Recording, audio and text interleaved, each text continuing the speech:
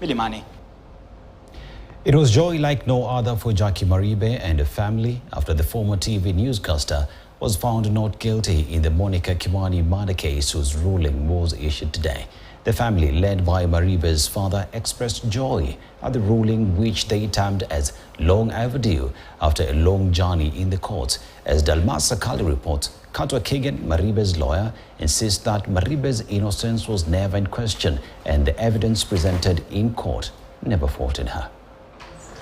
To Jacque Maribe, a former TV journalist who has been in court for 6 years, alongside her co-accused Joseph Irungu Joey, the 6 years wait for justice has not been a walk in the park. She was found not guilty.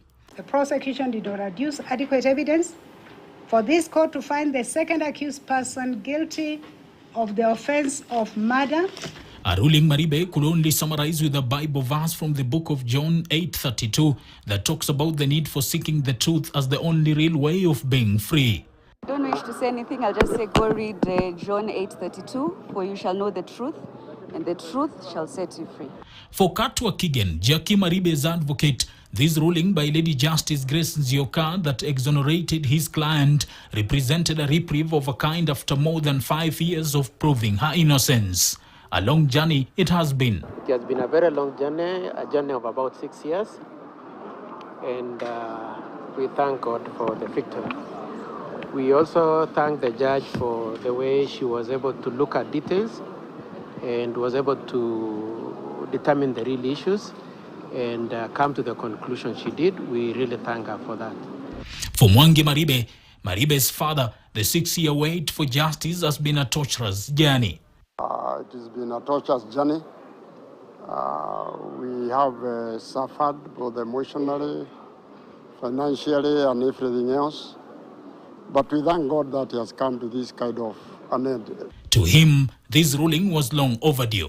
We were never in doubt about the outcome because we assist of the facts of the case. Throughout the period, her conscience has been clear, and the evidence has never at any time suggested that she was implicated.